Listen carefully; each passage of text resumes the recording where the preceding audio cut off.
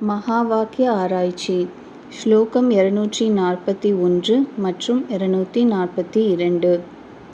உபாதிகள் நீங்கப் பெற்ற தத்துவம் அது நீ என்ற சொற்களால் சுட்டிக்காட்டப்படப்பட்ட பிரம்மமும் ஜீவனும் ஆகிய இவ்விரண்டிற்கும் ஒற்றுமையே வேதத்தால் தத்துவமசி எனும் வாக்கியத்தால் சிறப்பாக எது இங்ஙனம் அடிக்கடி பல தடவை விளக்கப்படுகிறதோ அந்த ஒற்றுமையானது அவற்றின் அகப்பொருளான லக்ஷ்யார்த்தத்தைப் பற்றியவை. ஒன்றுக்கொன்று பொருந்தாத இயல்புடைய வார்த்தைகளின் புறக்கருத்தைப் பற்றி சொல்லப்படவில்லை.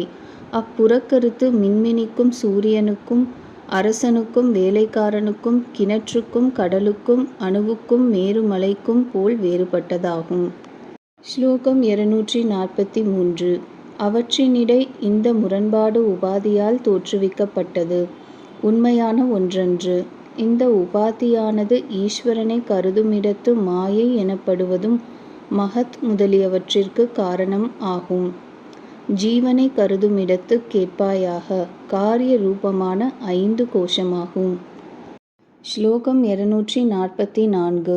இவ்விரண்டு உபாதிகளும் அப்படிப்பட்ட பரமாத்ம ஜீவாத்மாக்களிடை அறவே நீக்கப்பட்ட பொழுது பரமாத்மாவும் இல்லை ஜீவாத்மாவும் இல்லை.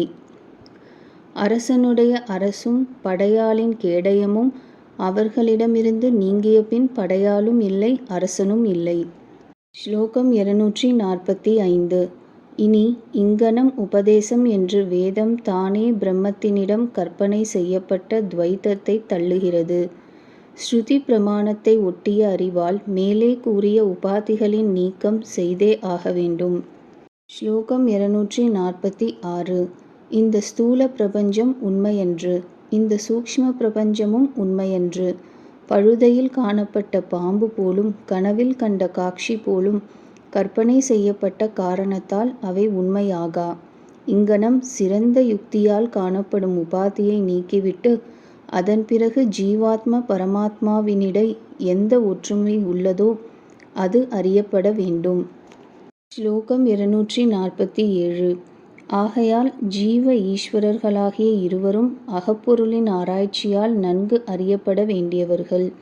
அவர்களிடை உள்ள பிளவுபடாததும் ஒன்றேயானதும் சாரமானதுமான தன்மை சித்திக்கும் பொருட்டு முழுதும் தள்ளிவிடுதல் எனும் ஜகதீலக்ஷணையாலும் கூடி வராது. அங்ஙனமே அஜகதீலக்ஷணையாலும் கூடி வராது. ஆனால் அர்த்த ஆத்மிகயா என்ற 2 அர்த்தங்களின் ஒற்றுமையாலேயே உணர்தல் வேண்டும். கங்கையில் கிராமம் என்ற சொற்றொடரில் கங்கையோடு தொடர்புடைய கங்கை கரையில் என்று அர்த்தம். கங்கையை விட்டு கரையை ஏற்பதால் இது ஜகதீலக்ஷண விட்டலக்ஷணம் எனப்படும். அஜகதீலக்ஷணை என்றால் சிவப்பு ஓடுகிறது என்ற சொற்றொடரில் சிவப்பு குதிரை என்று அர்த்தம். சிவப்பை விடாமல் அந்த வர்ணமுடைய குதிரையை கொள்வதால் இது அஜகதீலக்ஷணை எனப்படும், அதாவது விடாத லக்ஷணை. ஸ்லோகம் 248. அந்த தேவதத்தனே இவன் என்ற இங்கு ஒருமைப்பாடு பொருந்தாத இயல்புடைய பகுதியை விலக்கிவிட்டு எங்ஙனம் கூறப்படுகிறதோ அங்ஙனமே நீ அதுவே ஆகிறாய் என்ற வாக்கியத்தில் பொருந்தாத இயல்புகளை இரண்டிடத்திலும் விலக்கிவிட்டு ஒருமைப்பாட்டைக் காண வேண்டும். சென்ற காலத்தில் பார்த்த தேவதத்தனுக்கும் இப்பொழுது பார்ப்பவனுக்கும் உள்ள வேறுபாட்டை நீக்கி அவனே இவன் என்பது போல. ஸ்லோகம் 249. உபாதிகளை விலக்கி கேவலம் சித் ரூபமாகவே இரண்டும் உள்ளதென்று லக்ஷணைகளின் ஆராய்ச்சியால் கண்டுகொண்டு பரமாத்ம ஜீவாத்மாக்களிடை பிளவுபடாத தன்மை அறிவாளிகளால் பரிசீலித்து உணரப்படுகிறது. இவ்வாறு நூற்றுக்கணக்கான மகா வாக்கியங்களால் பிரம்மத்திற்கும் ஜீவனுக்கும் ஒற்றுமையும் வேற்றுமையின்மையையும் கூறப்படுகிறது.